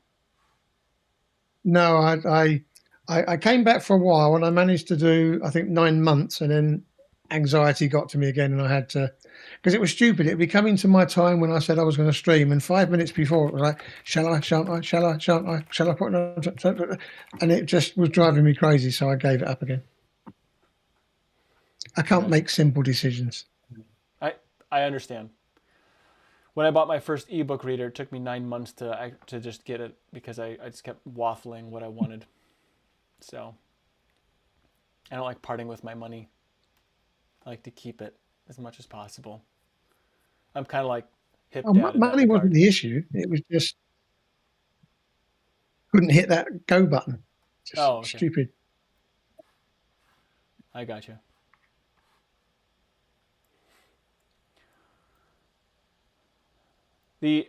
Now you are using Bazet right now. What are you using right now, Zeb, for your? I've got a mixture of Bazite, CashieOS, and MX. Okay. So I flip between the three. Nice. The way I flip between them is different machines. 'Cause I don't. I've got different hard disks. Okay. So I've just got my one big main machine and various NVMe's and SSDs inside.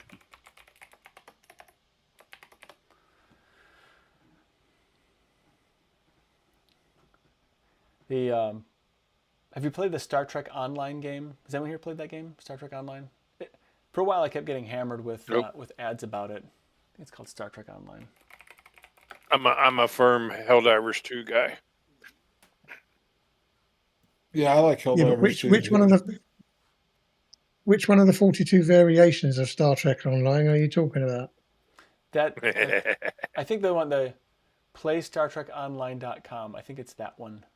I've never actually played it, but it looks like it'd be fun. I think. I don't know. I just like the Galaxy class starship. That's just, I'm stuck on that. I can't. Anything else is just. I find my biggest problem with a lot of games that are coming out nowadays that I'd love to play is you then have to learn 42 layers of various menus to get to certain items on your spaceship, or when you're foraging, or when you're doing something, and it's just too much to remember to go. So you've got to fire your photon torpedoes. Hang on a minute, what keystroke was it? Go shift tab number 4. Too late. You've been blown up 3 times by the other player who knows exactly what to do with his controller. Because I used to love playing Elite Dangerous on the BBC Micro, but that was then just a little joystick with a fire button and white line drawing. The Elite Dangerous that they have out nowadays is graphically stunning, but for me it's impossible to play because they've ruined the basic flight and fire. But that's just me getting old and grumpy and losing my marbles, so I'm sure you guys have better experiences. I don't know. I would not know anything about that. One of my favorite games is Time Pilot 1984, so I don't think so. It's all perspective, man. 1984. Old arcade guy. Time Pilot 1984.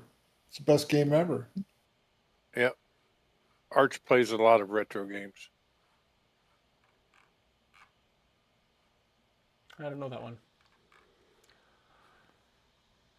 Well, I mean, my first computer is a Commodore 64, so that should pin me where, what era of games I like. Mine was a knockoff of an Amiga called an Amigo. Oh. Got it through Fingerhut. My very first one was a 386. Then I got a 486 clone.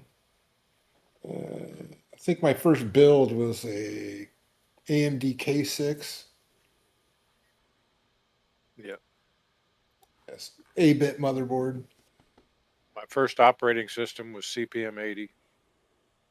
Wow, the 80 column. That was can't hide money. Yeah, used the CalcStar, WordStar, all that star I remember stuff. WordStar. Yeah. Oh, it was good. It was actually good, and then WordPerfect came along. Yeah, because didn't WordStar also have a spreadsheet of the same? And I can't remember, because that was the one that I first used to use, because I remember the very first computer I used at work was an old Amstrad 1512 that I changed up to a 1640. And I actually took it into work because I could do more work on a spreadsheet than I could do on the company's Kalamazoo cards they were using at the time. I used to hate those damn things. What were they called? Kalamazoo, and it was a system of, you had a sheet with lines on it that you used to write on, which then had a piece of carbon paper behind it that then used to write the office copy on the back. And they were a nightmare to keep records of. Is that a British thing? No, I don't think so. I don't know. Kalamazoo but my first computer is a Michigan city. A city here in Michigan, not far from where I live. Yeah. Yeah. Yeah, no, maybe it is just a British thing. I don't know. Well, I'm pretty sure. I'm thinking it's not, because I vaguely remember my mom in her office using similar kind of thing. It may have been named differently, but the spreadsheet for the WordStar format was CalcStar. That was their spreadsheet program. CalcStar, that's the one. CalcStar, yeah.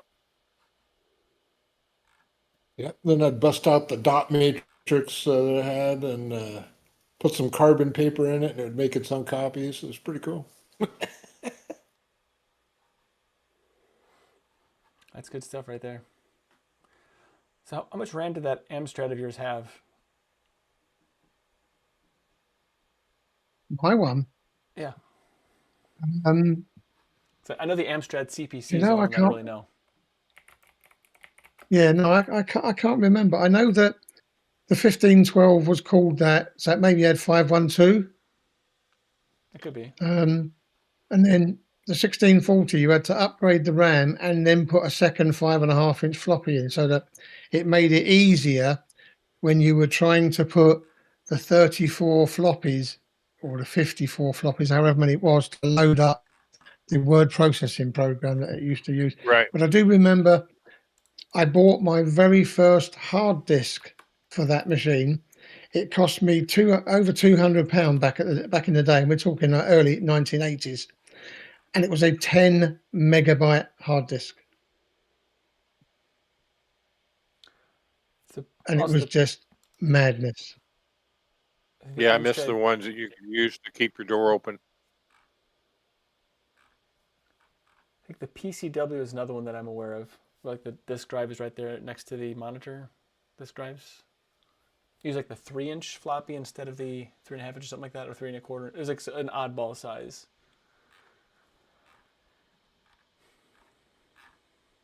But my first computer, if you can call it computer, was the BBC Micro, and I realised after that, spending 2 hours typing all this code to get Hello World on there, and it didn't work. I thought, Do you know, I'm not going to go back and find the comma, the question mark, the curly bracket, the square bracket that I got wrong. So I thought, no, I'm never going to become a programmer. I'll just become a user. And that's held true ever since.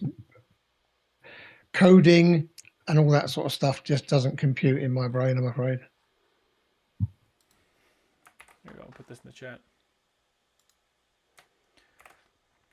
This is the Amstrad that I'm aware of. So favorite C64 game and go. This is from Sean. Oh, my pop-up's not working. And that is, I would say my favorite will always be Racing Destruction Set by Electronic Arts. To me, that is the best racing game on the Commodore 64, I would say.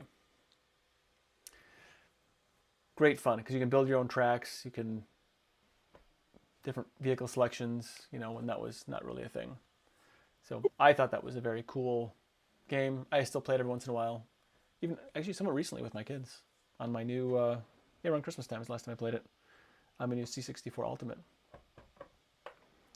which I have here. That was yours that you had, the PC 1512? Oh, okay. Yeah.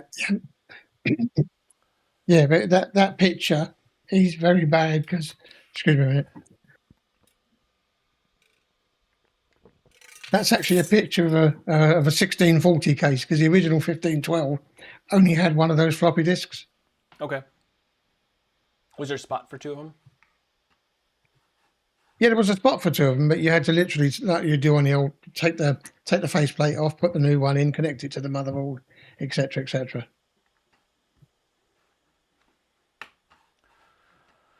Yeah, I don't have my first IBM PC that I grew up with as a kid.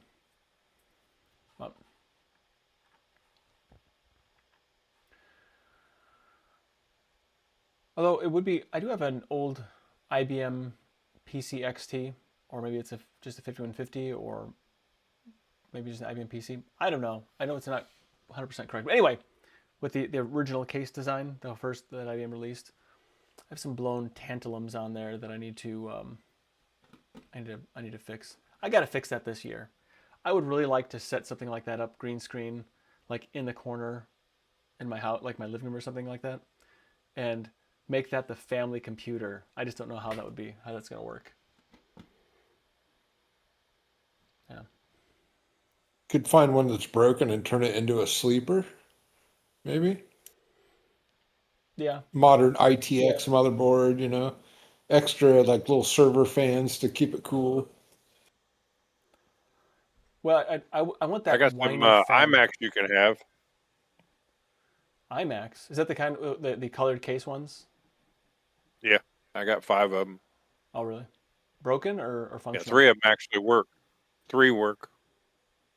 2 boot up into the system and everything. 1 tries to boot but gives you the operating system error. The rest The one just that doesn't boot, you get like modernize the guts in it. That'd be cool. Yeah. Get like a what is it? The Mac Mini M4.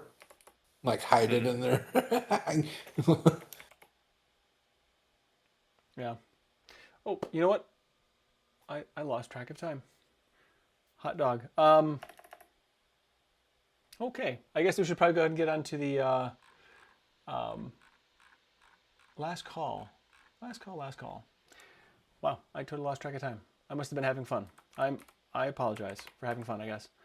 Well, thank you so much for being here. I know. So this is your first time on here, Hip Dad. Appreciate you being here and chatting with us. yeah. Do you have like anything that you do online, anything you publish, videos, articles, or anything like that? I just lose thoughts and memories and go off on tangents, and I can be talking about steak, and all of a sudden I'm talking about the SpaceX program, and then I'll drift off to what Whitney Houston is doing, even though I realize she's already been gone. You know, I have a slight nickname of Old Man Tangent, but I mainly play games on the computer nowadays. I play Helldivers 2 and Repo and Peak and just various other games I try. I play Battlefield 4 with Arch, and I play Helldivers 2 with Arch. Would you consider But- playing World of Warships with Zeb and I sometime? Sure. I don't know. I just threw Zeb out there. I think we should schedule Anytime. time to do some World of Warships, Zeb. Yeah, the only problem with that is they have 3 servers: Asia, NA, and EU. Oh, the latency. And they don't. You can't, if you're on the EU server, you can't play with anybody on the NA server. Do they So do they run a VPN detector or something? No, it's just they literally keep separate servers for each of the each of those areas. Why they do it? Can you jump to a different one? Like, could I could play on the use- EU server? Yeah, I just set my endpoint. You could over open there. an account on the EU. Sorry. Go ahead, Arch. I was thinking I could just set my endpoint, my entry into the internet over there, and that way you could play. No, it's a physical account that you make with Wargaming. I've got an NA account, but it hasn't got anywhere near as many ships as I have on my EU account. But I don't know the reason why they keep them separate. And the frustrating thing is they'll bring out an update every month, and for 4 periods during that month, you can play on their test server. And then anybody from in the world can play on those test servers. So why they can't intermingle the 3 regions together to play together, it's probably to do with the fact that they don't want to spend any money on their servers because they can't integrate all of them together. But no, you have to have a separate account on each of the servers to play with individual people.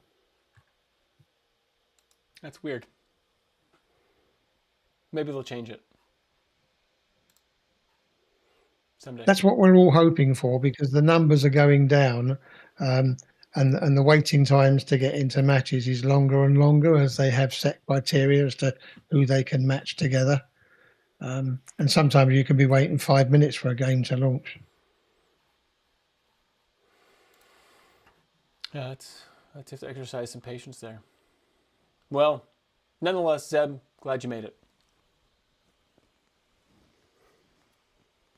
Appreciate you being here. Glad to meet you all. Yeah. Jinda. Yeah, and you hit that. Got anything exciting going on in your week this week? No. Just shaking your head no and refusing. That's the look of absolute, unabounding excitement. So. Arch Penguin, thanks for being here. Oh yeah, I got one exciting thing. I got Orca Slicer working really good on Arch Linux. That's Fantastic. yep, works great. Pretty happy with the results I'm getting there. Yeah, I use Orca Slicer, and I use something called it's from QIDI or Sheedy. Almost sounds like I'm saying something naughty. And but it's based on Orca Slicer, so it's pretty awesome. I like it because of just the sheer amount of finite adjustments that you can make, and so many different aspects before when you do the G code G code things up. So pretty cool. And I like being able to like click to print. It just sends it off automatically and has it start doing its thing. That's really handy. It's so much nicer than using the SD card and then walking over to it and then putting it in and then starting it. That's what cavemen do. Here's the thing: is I could do it the other way, but I don't want it pinging servers in that way. So I just export the G code. Mm-hmm. It's got a USB on there. It works fine. Yeah, I'll send prints to my. Excuse me. With the way things are going with the legality of it and everything, and the way they're treating it, it's like you're a criminal or something now, almost trying to criminalize it. What's that? 3D printers? 3D printing Yeah, well. and subtractive manufacturing as well. Both are under attack right now. That is a genie that they cannot put back into the bottle. No, because I have a bunch of Raspberry Pis and a bunch of stuff I could create my own if I wanted to. Good luck stopping me, Yeah. That's weirdness. Well, anyway, thanks for being It's a here. whole nother rabbit hole that you're going. Yeah, no problem. Yeah, appreciate you being here. Yeah, 3D printing is good times. Jinda. Not Jinda. I already talked to you, Jinda. Jinda, do you have anything else to say, Jinda? No, I got nothing to say. Oh, okay. Just happy to be here. Yeah, I'm glad you're here.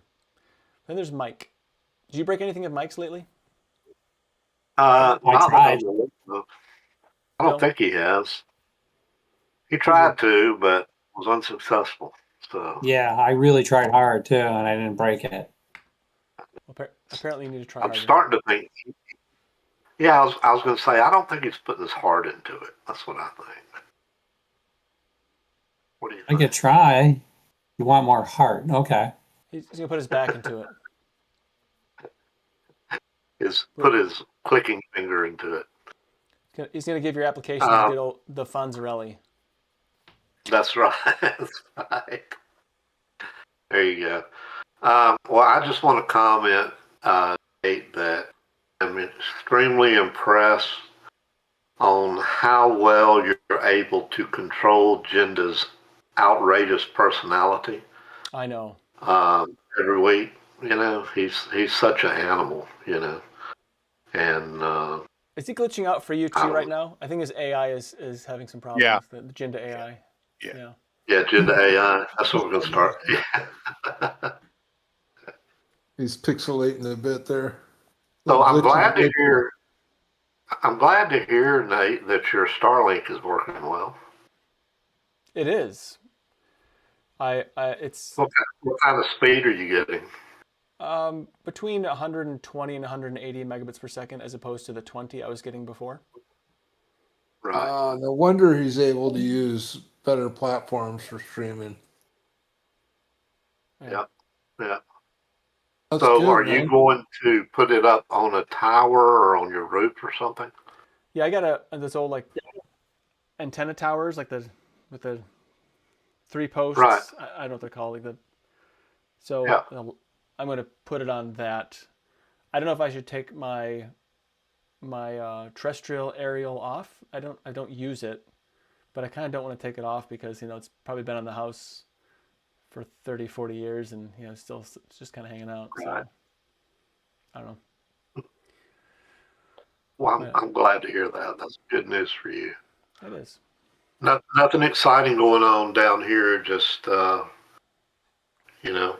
work for the people that pay my bills. That's all I've been doing the last week. Yeah, well, a man's got to eat. That's about it. All right. Okay, Well, Nate, there was one thing. yeah. Sorry, Nate. There was one thing that I need to work out this week on MX Linux. Bazite works, CachyOS works, but now I've routed one of my monitors through my internal iGPU. I've now got a blank screen on MX because I told MX when I was installing it that I'm an NVIDIA person.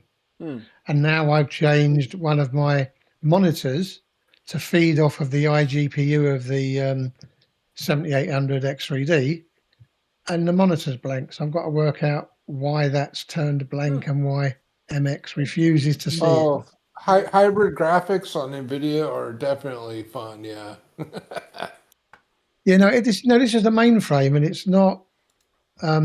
It's a standalone NVIDIA RTX 4080, but I've decided to plug one of the monitors into the iGPU.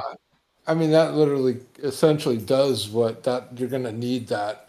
That's literally what you're doing is you're splitting, you're using two different devices. So you're going to need that. Oh, I remember that you're on, that's a Debian base. I don't know if you're going to, on Arch, there's a patch for that. You can make it work. Well, But see, this is the thing that frustrates me a lot because Bazite just powered up and worked. CachyOS just powered up and worked. So yeah, I don't know why MX, is a maybe because it's mixed a bag, Debian. too. It's probably good, but it, a little thing somewhere. So something's probably just telling the hybrid graphics to not engage. There's got to be a switch you can flip on that. yeah, no, there's literally like a little thing that you have to install to get that to work. Mm-hmm. It's on the AUR. I know that, right? So that's why Cache it works. It's because you can get all the hybrid graphic thing off of the AUR. Yeah, but I didn't have to Plus, it's install probably anything. just That's set what I'm that way getting to at. default. To be honest, on Cache, it's so they hot rodded that thing pretty good. I'm a fan. I think it's good. Yeah. I think we did Cashy a while ago. I think I liked it. Well, all right. I have a website called cubiculated.com. You can check things out. I recently wrote about a mouse. This mouse. Pretty dull. I also have a podcast called Linux Out Loud. You can check that out. I did it recently released. Actually, Mike was talking about, I think at the pre-show, Matt and Wendy and we finally actually put an episode out. Matt has recently moved, so that's why he hasn't been around. And anyway, so check that out. Linux Out Loud. So I want to thank you all for your support, however you do it, being a part of this conversation here and this Discord video chat or on YouTube stream, as well as for everyone for watching the show after the fact. I want to thank you all, everyone involved in making the Linux and open source tools possible for us to not only have this conversation, but also to have fun and enjoy our technology. Enjoy our technology. I can't talk. Linux truly puts personal back into personal computer. Thank you for stopping by. Be sure to tip your developers, and please remember to Linux responsibly. I still haven't updated my little credits there, but I want to thank Tom Marrero, Scott Frazier, and Mike Chilson for their contributions as well. So thank you very much. And until next time, see yous.